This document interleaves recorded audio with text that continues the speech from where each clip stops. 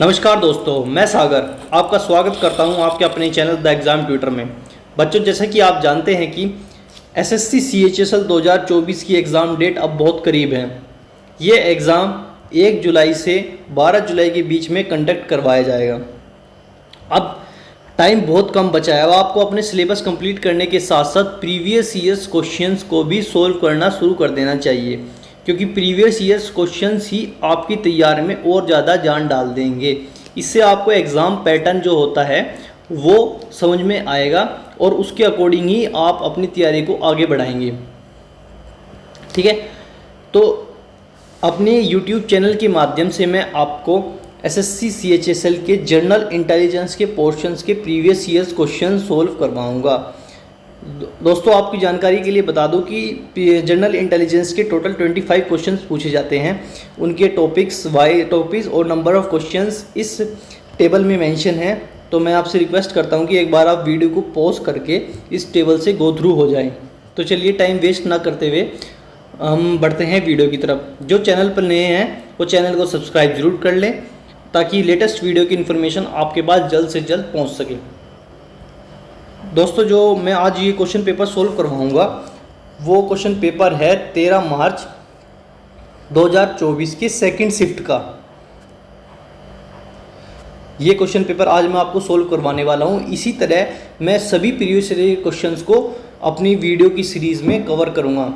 तो time waste ना करते हुए बढ़ते हैं पहले क्वेश्चन की तरफ। पहले क्वेश्चन में एक सीरीज़ दी गई है और हमें क्वेश्चन मार्क के स्थान पे क्या आना है वो हमको बताना है।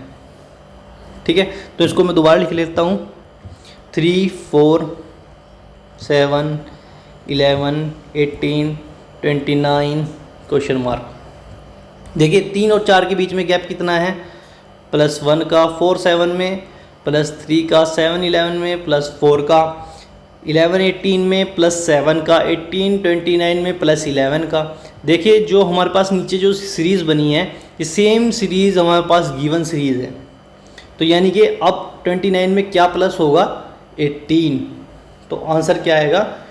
29 + 18 = 47। Option number 4 is correct. बढ़ते हैं नेक्स्ट क्वेश्चन की तरफ। नेक्स्ट क्वेश्चन दिया है, select the option in which the number shares the same relation as in set as that shared by the number in the given set। हमारे पास दो set दिए गए हैं। इनमें जो रिलेशन है वही रिलेशन हमें इन ऑप्शन में से किसी एक ऑप्शन का में फाइंड आउट करना है। इनमें कंडीशन क्या दी गई है? Operation should be perform on the whole number without breaking down the number. यानी कि जो हमारे पास फॉर एग्जांपल जैसे हमारे पास 12 है, 12 है, तो हमें इसमें जो भी ऑपरेशन करना है जैसे कि प्लस, माइनस, स्क्वायर, डिवाइड, जो भी करना है तो पूरे 12 के साथ करना है। ऐसे नहीं कि हम एक के साथ अलग कर देंगे, 2 के साथ अलग कर देंगे, नहीं, ये नहीं चलेगा। इन्होंने कंडीशन पहले ही गिवन है।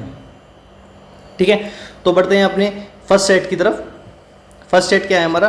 12 का अगर हम स्क्वायर करते हैं तो आएगा, 12 का अगर स्क्वायर करेंगे तो आएगा 144। अगर इसकी क्यूब करेंगे हम 12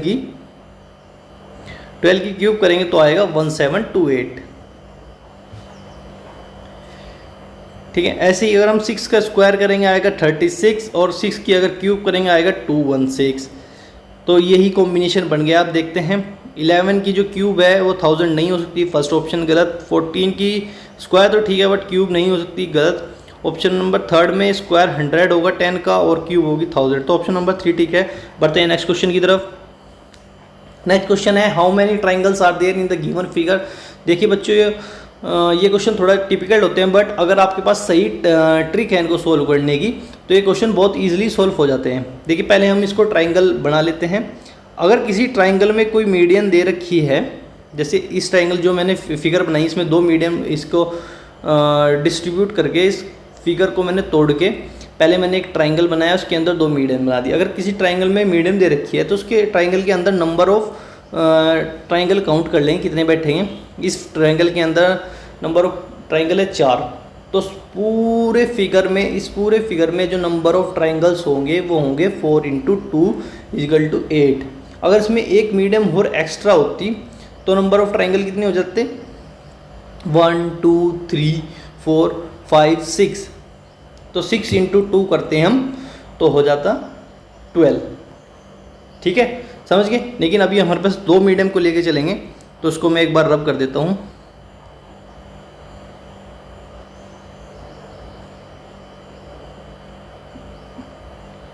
एक बार इसको दोबारा बनाना पड़ेगा। ये देखिए, ये हमारे पास गिवन है। अब मैं इस फिगर को आगे बढ़ाता हूँ। पहले मैं इस पोर्शन को जोड़ूंगा, फिर इस पोर्शन को जोड़ूंगा इस फिगर में।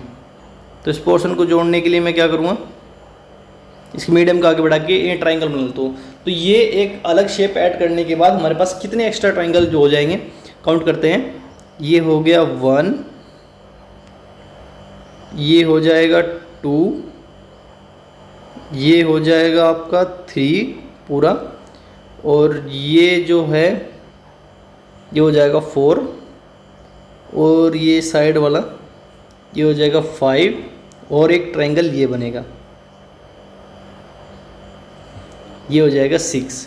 तो यानी कि एक साइड की ये फिगर ऐड करने से 6 ट्रायंगल है। सेम एज अगर हम ये फिगर ऐड करेंगे इस साइड, तो 6 और ट्रायंगल्स ऐड हो जाएंगे।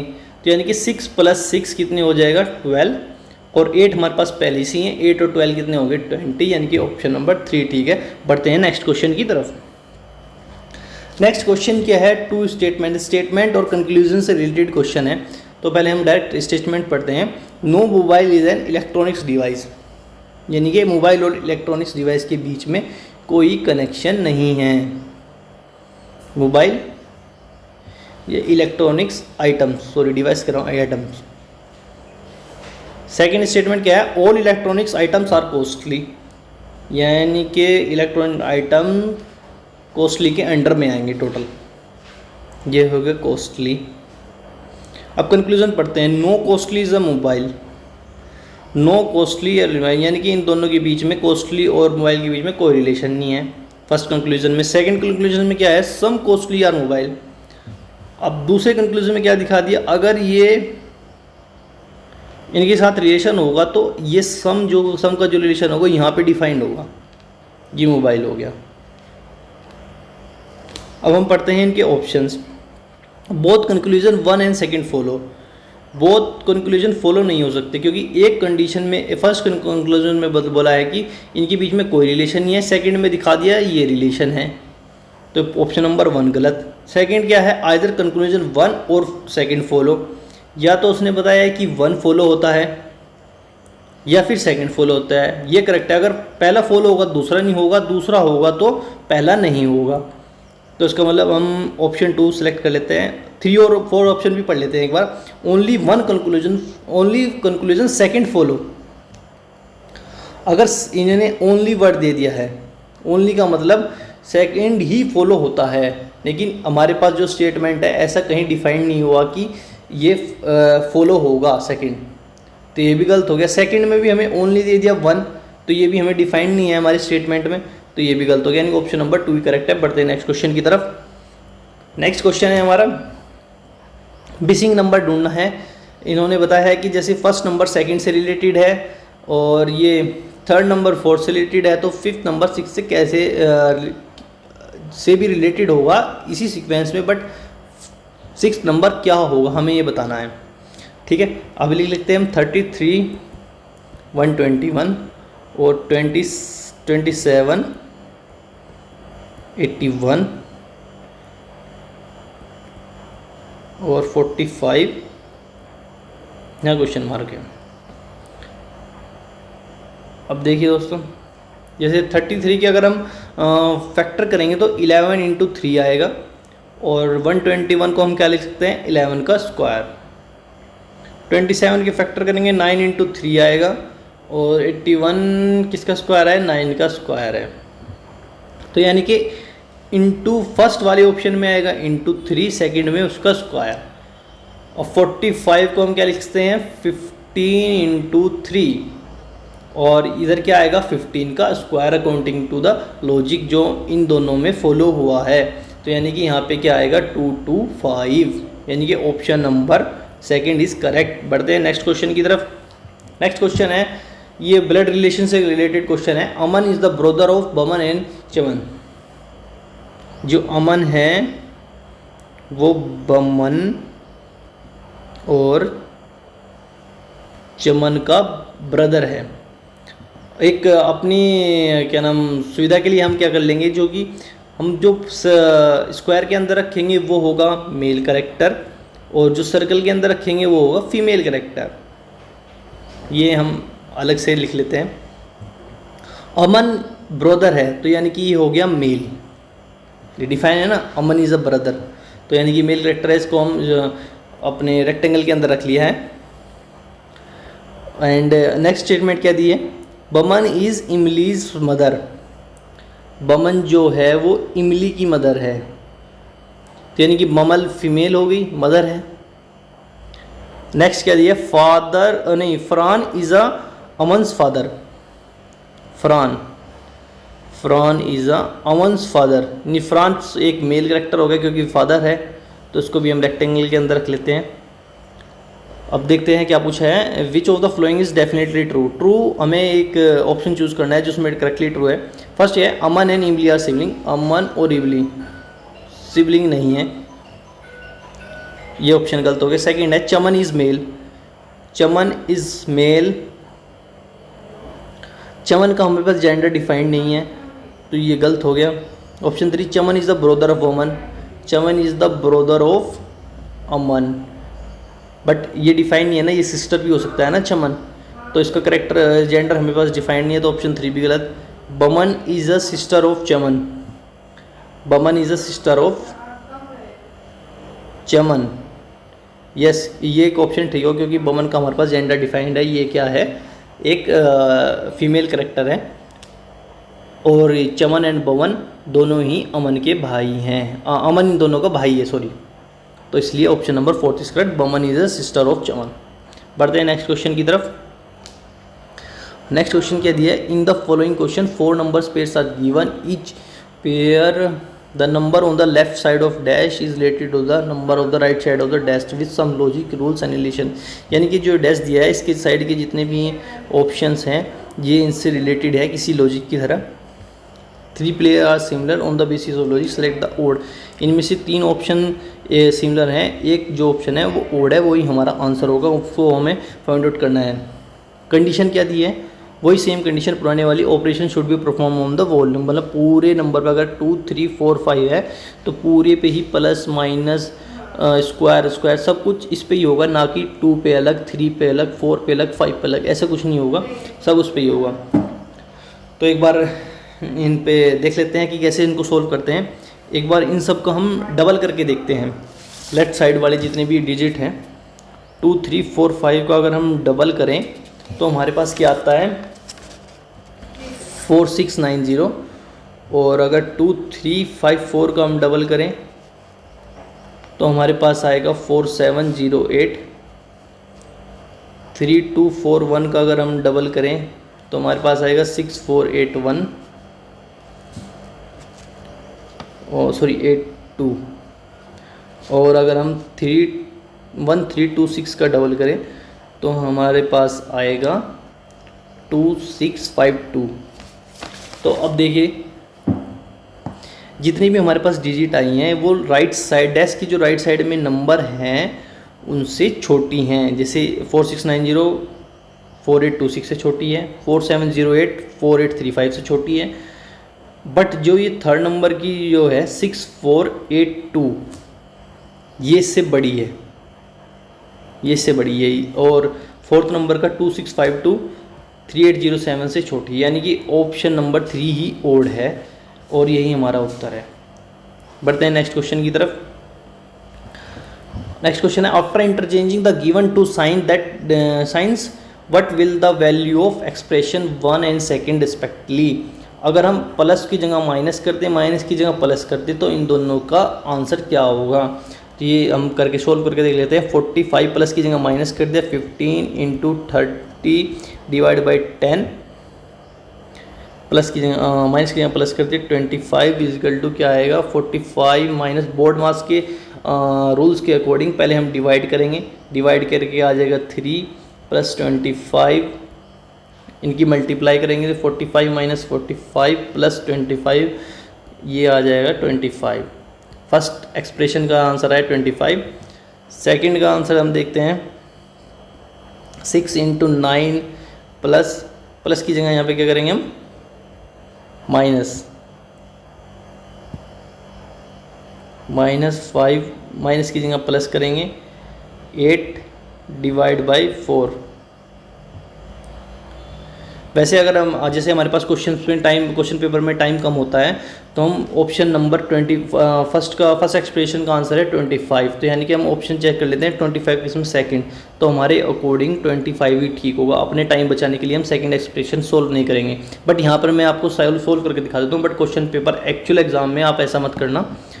तो मैं सोल्व करता हूँ उसको, 6 into 9 minus 5 plus 8 divide by 4 कितना आएगा 2, 6 इंटू 9 54 -5 प्लस 2 कितना हो जाएगा -3 इजिकल टू क्या हो जाएगा 51।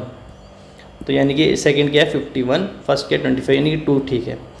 अगर आपको ऑप्शन देख के पता चल जाता है कि हमारे पास एक ही ऑप्शन बचा है 25, वो भी सिर्फ सेकंड ऑप्शन में ही हमारे पास है फर्स्ट एक्सप्रेशन का आंसर, तो हम डायरेक्ट लगा देंगे क्योंकि हमें एग्ज़ाम में अपना टाइम बचाना है।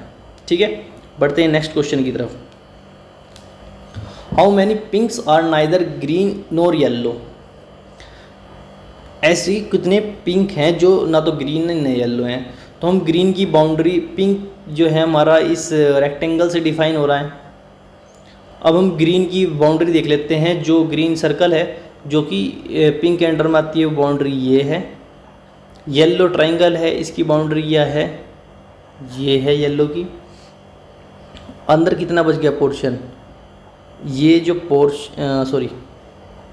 ये जो पोर्शन बचा है ये वो पिंक है जो नाइदर ग्रीन है नो येलो, यानी कि कितना है 10। Option number 4 is correct. Next question क्या है, 3 of the followings of the 4 letter cluster are alike in a certain way, one is difference। इनमें से कौन सा ओड है वो सिलेक्ट करना है। देखिए इस तरह के क्वेश्चन सोल्व करने के लिए आपको ना अल्फ़ाबेटिक पोजीशन याद होनी चाहिए सभी लेटर्स की।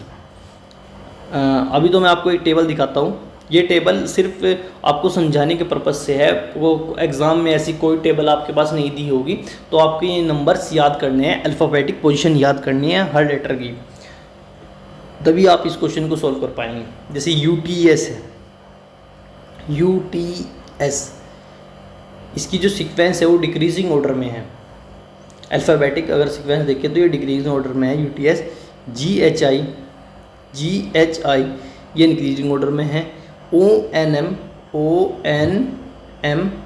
ये भी डिक्रीजिंग ऑर्डर में है, ये डिक्रीजिंग में, ये इंक्रीजिंग में, ये डिक्रीजिंग में।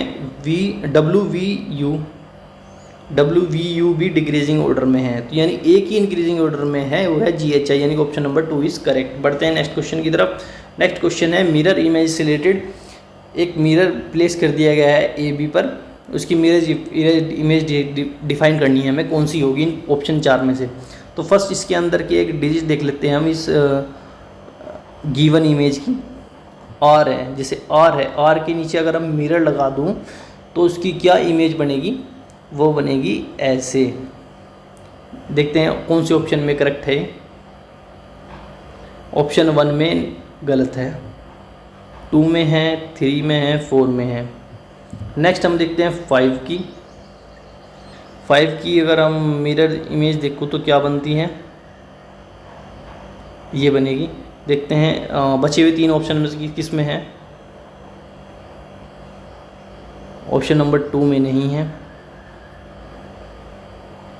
3 और 4 में है। नेक्स्ट देखते हैं हम 2 की नीचे की साइड मिरर इमेज कैसी बनेगी। 2 की नीचे की साइड मिरर इमेज अगर हम बनाना चाहें तो ऐसे बनेगी, ऐसी इमेज है। ऑप्शन नंबर 3 में नहीं है, 4 में है, तो हमारा ऑप्शन नंबर 4 इज़ करेक्ट, सब गलत हैं। बढ़ते हैं नेक्स्ट क्वेश्चन की तरफ। ये पेपर फोल्डिंग से रिलेटेड है, देख पढ़ते हैं एक बार question. The sequence of following piece of paper and the manner in which the folded paper has been cut in shown in the figure the following figure, how would this paper look when unfold. पहले इस paper को down side में fold किया गया, फिर right side में, फिर इस पे ये कट कर दिया गया। तो अब इसको अनफोल्ड करके जो शेप आएगी वो हमको बतानी है। अब इसको मैं एक बार बना लेता हूँ। ये इस शेप में इसको कट किया गया। अगर हम इसको दोबारा अपोजिट साइड में अनफोल्ड करें लेफ़्ट साइड में, तो इसकी जो लेफ़्ट साइड में ऐसे कह लेते हैं कि मिरर इमेज कैसी बनेगी लेफ़्ट साइड में, वो ऐसी बनेगी। फिर इसको अगर मैं अप साइड में अनफोल्ड करूं तो इसकी जो मिरर इमेज बनेगी वो कैसी बनेगी, ऐसी बनेगी। तो यानी कि ऑप्शन नंबर 4 इज़ करेक्ट। बढ़ते हैं नेक्स्ट क्वेश्चन की तरफ। नेक्स्ट क्वेश्चन भी मिरर इमेज से रिलेटेड है। अब की बार जो ये मिरर है वो राइट साइड में रखा गया है। तो इनके हम करेक्ट जो हमें सैम्पल्स दे रखे हैं इनको देख लेते हैं। जो हमारी मिरर इमेज बनेगी, इसमें जो ये हमें स्क्वायर दे रखा है, स्क्वायर रेक्टेंगल दे रखा है, ये अगर मिरर इमेज में आएगा तो ये हमेशा इमेज के लेफ़्ट साइड में ही आएगा, राइट साइड में नहीं आने का।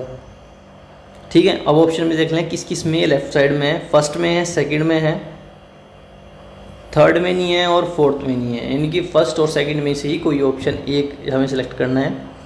सेकंड हम देख लेते हैं इमेज,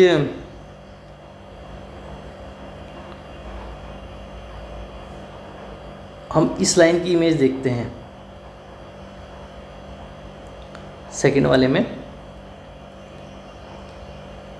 इसमें जो ये लाइन आ रही है ये सेंटर लाइन से स्टार्ट होके बॉटम लाइन पे टच होती है, और ये अगर मिरर इमेज बनेगी तो ये बनेगी हमेशा इसके इस साइड में, राइट साइड में।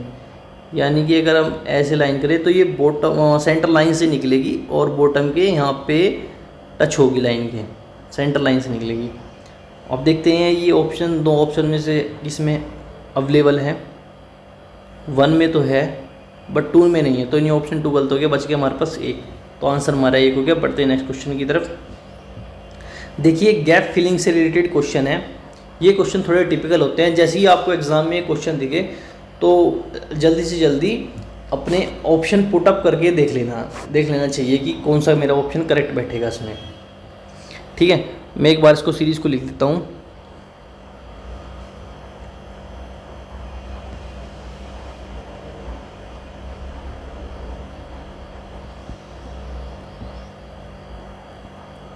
मतलब इस तरह के क्वेश्चन में आपको हर एक ऑप्शन पुट करके देखना है, तभी हम इसको फाइंड आउट कर पाएंगे जल्दी से जल्दी। अदरवाइज़ आपको बहुत ज़्यादा टाइम कंज्यूम हो जाएगा।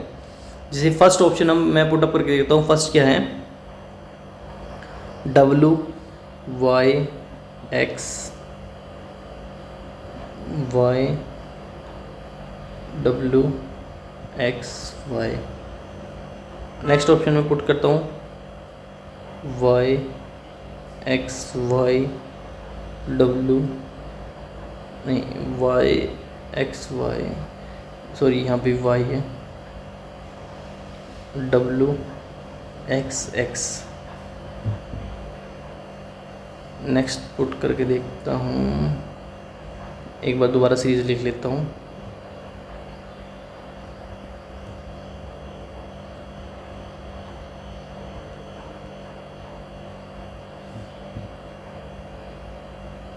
W X X Y X W W।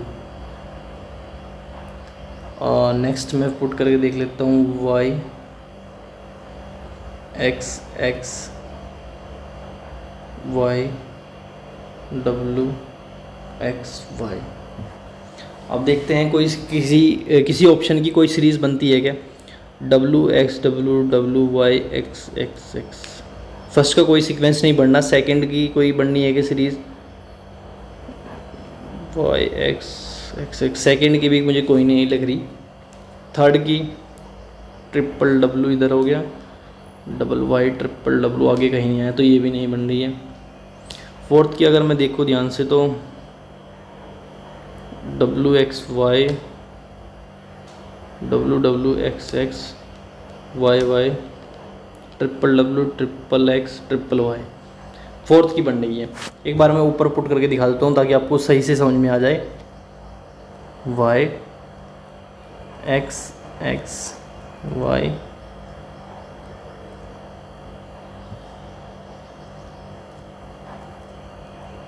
देखिए अगर इसको हम ध्यान से देखिए, एक पैटर्न बनना है, W X Y, W double W double Y, double X double Y, triple W triple X triple Y, ये सीक्वेंस बननी है। तो हमारा ऑप्शन नंबर 4 ठीक है। इस तरह के क्वेश्चन में आपको हमेशा ध्यान रखना है, फटाफट से विदाउट टाइम वेस्ट करते हुए ऑप्शंस पुट कर देने शुरू कर देने हैं। ये थोड़ा टाइम लेगा बट आपको यही एक शॉर्टेस्ट वे है। ठीक है, बढ़ते हैं अगले क्वेश्चन की तरफ। नेक्स्ट क्वेश्चन में क्या आया है कि नेक्स्ट फिगर कौन सी होगी। इसके लिए मैं सिंबल्स को पकड़ लेता हूँ। जैसे फर्स्ट सिंबल में पकड़ा सर्कल, ये नेक्स्ट फिगर में कहाँ चला गया ये सिंबल, नीचे की साइड में, और इसकी जो लाइन थी, जो वर्टिकल लाइन थी, ये हॉरिजॉन्टल हो गई। नेक्स्ट में ये इस पोजीशन पे आएगा, ये इधर आ गया, और इसकी लाइन क्या होगी, ये हॉरिजॉन्टल लाइन वर्टिकल होगी। नेक्स्ट में ये इधर आएगा, यानी कि इस साइड आएगा, और इसकी लाइन क्या हो जाएगी, हॉरिजॉन्टल हो जाएगी। नेक्स्ट इमेज में लेता हूँ ये रेक्टेंगल फर्स्ट यहाँ इस पोजीशन में था, सेकेंड में चला गया। फर्स्ट इसकी जो इंटरनल लाइन है, इसकी पोजीशन है ये, और नेक्स्ट में क्या हो गया, 90 डिग्री अपोजिट हो गई इधर आके। अब इसकी नेक्स्ट पोजीशन यहाँ होगी, बट इसकी जो लाइन की पोजीशन है वो भी 90 डिग्री अपोजिट होगी। ये इस साइड आ गया और इसकी 90 डिग्री अपोजिट हो गई। नेक्स्ट में ये इधर आएगा, यानी कि इस जगह आएगा। इसकी जो लाइन की जो पोजीशन है वो हो गई अपोजिट साइड में। एक बार आंसर चेक कर लेते हैं। ये सर्कल विद हॉरिजॉन्टल लाइन कहाँ कहाँ पे है, फर्स्ट में है, सेकंड में नहीं है, थर्ड में नहीं है, फोर्थ में है। और रेक्टेंगल है बट इसकी लाइन अपोजिट साइड में है, तो ये रॉन्ग हो गया, यानी कि ऑप्शन नंबर 4 ठीक है, इसमें ठीक है। तो बढ़ते हैं नेक्स्ट क्वेश्चन की तरफ। नेक्स्ट क्वेश्चन है वो है डिस्क से रिलेटेड क्वेश्चन। इसमें क्या पूछा है, what can come on the adjacent faces of the face containing 4, यानी कि जो 4 है इसके एडजस्टेंस फेसिस कौन कौन से होंगे। देखिए एक फेस के साथ 4 एडजस्टेंट फेसिस हो सकते हैं। 1 जैसे कि हम देखते हैं 1 2 3 4, इस जगह पे 4 जगह पे हम उसके एडजस्टेंट फेस हो सकते हैं, लेकिन हमें 2 ही बताने हैं क्योंकि हमें ऑप्शंस में 2 पूछे हैं, कौन से 2 उसके एडजस्टेंट हैं। तो देखिए इसको सॉल्व करने का तरीका क्या है, जैसे 3 5 दोनों एक साथ हैं, इसके साथ जो कॉम्बिनेशन बनाता है वो 7 बनाता है। 3 5 यहाँ पे भी हैं, इसके साथ है 4, तो यानी कि 3 5 4 के अपोजिट में क्या आएगा, 7 आएगा। ऐसे ही इधर का कॉम्बिनेशन देखते हैं, 4 5 के साथ में 4 और 5 के साथ में है 3, ऐसे ही 4 इसमें 4 और 5 के साथ में क्या है 6, यानी कि 3 के अपोजिट में क्या आएगा, 6 आएगा। अब चेक करते हैं 4 के ऑप्शन नंबर 1 चेक करते हैं, 3 और 7, 3 एडजस्टेंट है, 3 जो है वो एडजस्टेंट है 4 के, बट जो 7 है इसके अपोजिट में है, तो option number 1 is wrong. Second में भी 7 दिया है, तो ये भी गलत। थर्ड में भी 7 दिया है, तो ये भी गलत। फोर्थ में क्या है, 6 एंड 5, 6 और 5। देखिए 4 के एडजस्टेंट में 6 इसके बॉटम में है और 5 इसके राइट साइड में है, तो यानी ऑप्शन नंबर 4 इज करेक्ट। बढ़ते हैं नेक्स्ट क्वेश्चन की तरफ। नेक्स्ट क्वेश्चन में क्या पूछा गया है, what's gives on the left side of are related with the each other, यानी कि जो हमारे पास ये कि एक सीरीज दे रखी है, इसमें रिलेशन दिखाया है कि फर्स्ट का रिलेशन सेकंड के साथ है, थर्ड का रिलेशन फोर्थ के साथ होगा, सेम पैटर्न में जैसे फर्स्ट और सेकंड का है ऐसे ही थर्ड और फोर्थ का रिलेशन होगा। देखिए जो टेडपोल होता है वो फ्रॉग का बेबी होता है, तो इसका रिलेशन बेबी का है। कैटरपिलर किसका बेबी होता है, ये बटरफ्लाई का होता है, तो इनके ऑप्शन नंबर 2 इज करेक्ट। चलिए बढ़ते हैं नेक्स्ट क्वेश्चन की तरफ। देखिए इस क्वेश्चन में क्या पूछा गया है, 739 R 635 equal to 52, 814 R 122 equal to 346, 532 R 220 equal to क्या होगा, ये पूछा गया है। तो हमें पहले R की वैल्यू डिफाइन करनी है। R प्लस है, माइनस है, डिवाइड है, स्क्वायर है, क्यूब है, स्क्वायर रूट है, क्या है, पहले हम R की वैल्यू डिफाइन करेंगे, फिर हम बताएंगे कि क्वेश्चन मार्क के स्थान पर क्या आएगा। सो फर्स्ट हम पहले कॉम्बिनेशन लेते हैं, R 635 इजिकल टू 52। तो हम 739 में से अगर हम R की जगह माइनस करें, -635 करते हैं, तो हमारे पास क्या आएगा, 10 और नहीं 401 आएगा हमारे पास, यानी कि 104 आएगा। अगर हम इसको डिवाइड करें 2 से तो आ जाएगा 52। ऐसी अगर हम सेकंड कॉम्बिनेशन को लें 814 और 122 इजिकल टू 346। अगर हम 814 माइनस 122 करें तो हमारे पास क्या आ जाएगा, यहाँ से आएगा हमारे पास 296, यानी कि 692 को अगर हम 2 से डिवाइड करते तो हमारे पास क्या आ जाएगा 346। ऐसे ही हम जो हमारे पास पूछ रखा है वो लें अगर 532 और 220 इजिकल टू क्वेश्चन मार्क है। अगर 532 में से 220 माइनस करें तो हमारे पास आएगा 213, यानी कि 312 डिवाइड बाई 2 करें अगर तो आएगा 156, यानी कि ऑप्शन नंबर 2 इज़ करेक्ट। बढ़ते हैं नेक्स्ट क्वेश्चन की तरफ। नेक्स्ट क्वेश्चन क्या दिया है हमारे पास, ये सेम पहले ही हमने इस तरह का क्वेश्चन सोल्व किया है। वही है कि हमें पास 2 सेट दिए हैं, सेम रिलेशन हमें इन 4 ऑप्शन में से एक का सेम रिलेशन इसके साथ है वो सिलेक्ट करना है।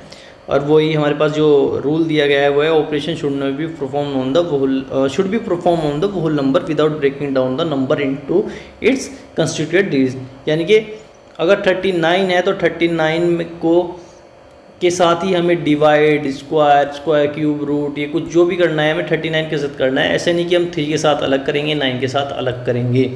ठीक है, तो हम इनका कॉम्बिनेशन ढूंढते हैं। इसका कॉम्बिनेशन क्या बनेगा, जैसे 8 5 39, इनका कॉम्बिनेशन क्या बनेगा। अगर हम 8 + 5 करें तो कितना आएगा 13, और 13 × 3 करें तो कितना आएगा 39।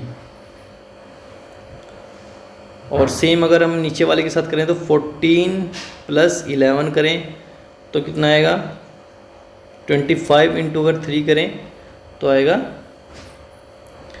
75। तो यानी कि फर्स्ट 2 डिजिट का ना, फर्स्ट 2 डिजिट का सम करके उसको मल्टीप्लाई कर दो 3 से तो हमारे पास 3rd डिजिट आ जाएगी, यानी कि C आ जाएगी। यही फॉर्मूला अगर हम इन सब के साथ लगाएं तो 12 + 6 कितना हो गया 18 × 3 70 नहीं आएगा, तो फर्स्ट ऑप्शन गलत।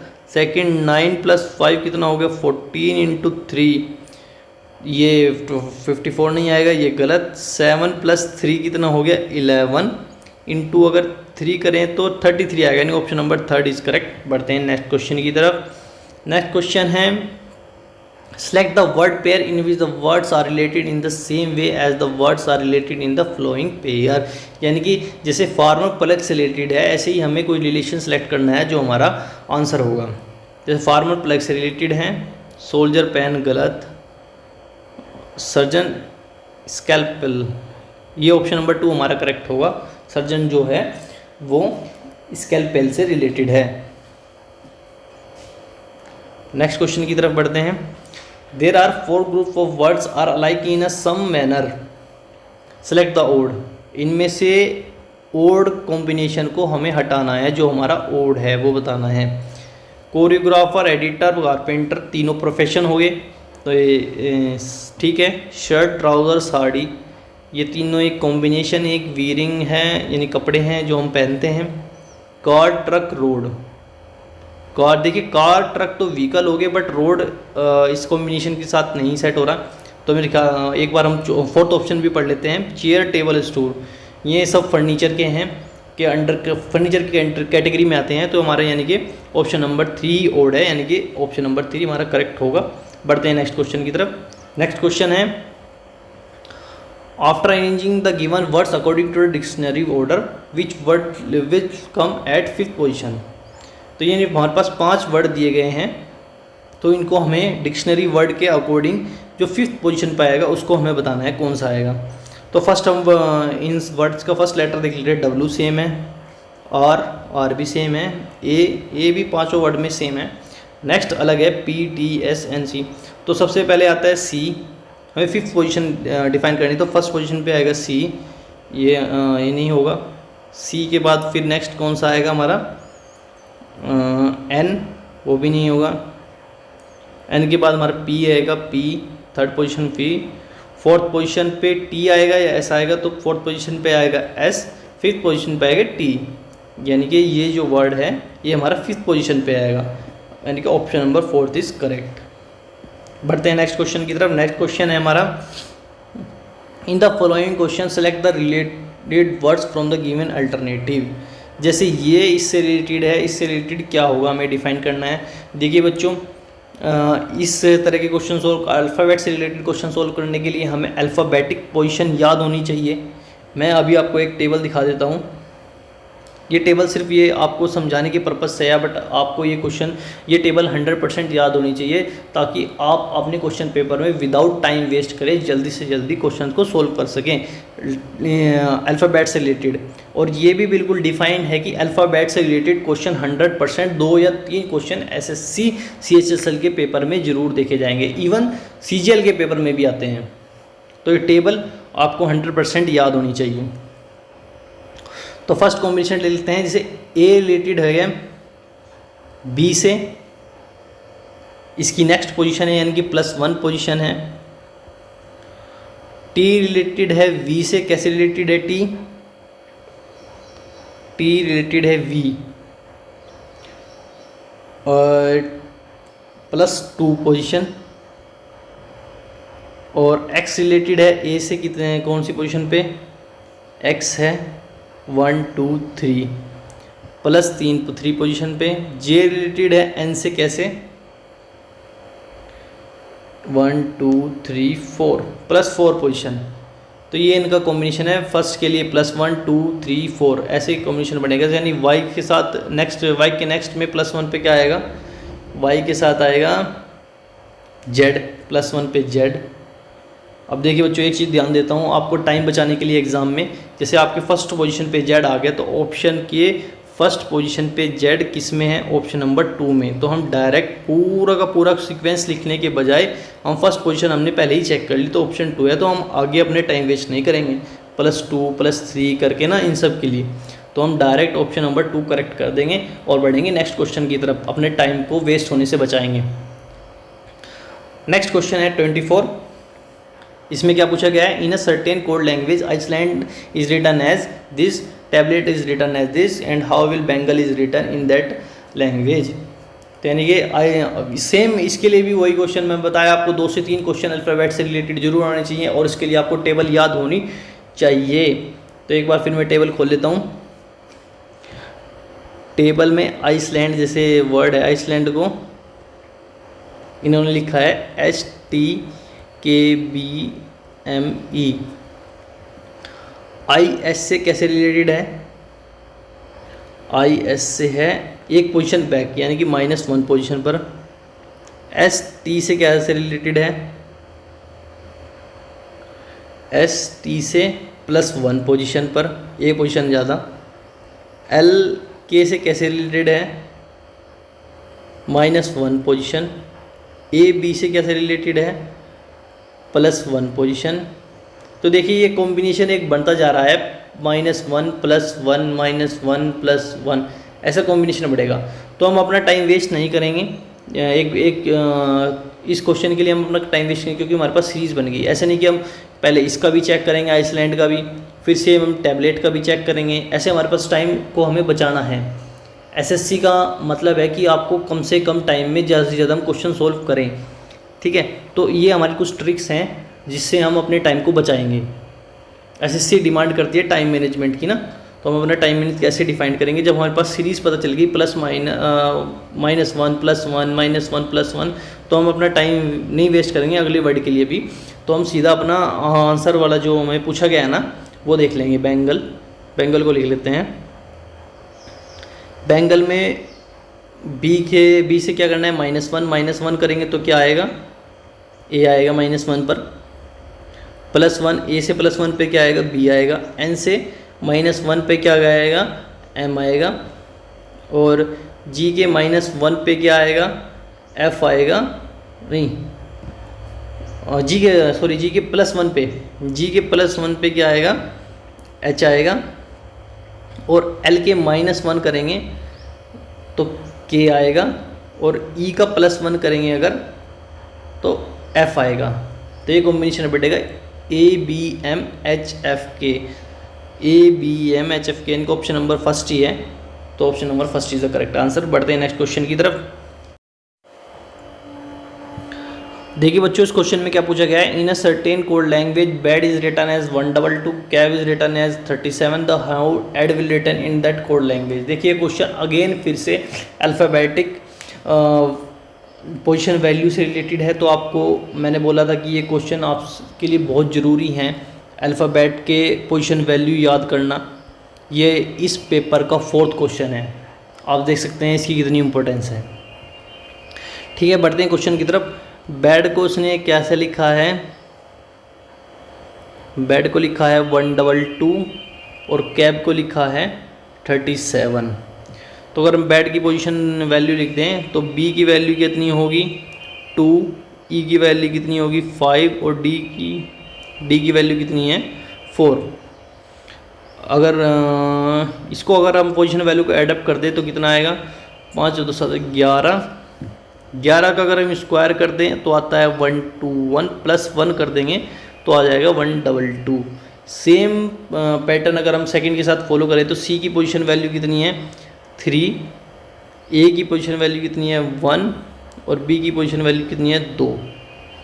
तो इनको अगर हम ऐड करते तो आ जाएगा 6 का अगर हम स्क्वायर करें तो आ जाएगा 36 +1 करें तो आ जाएगा 37।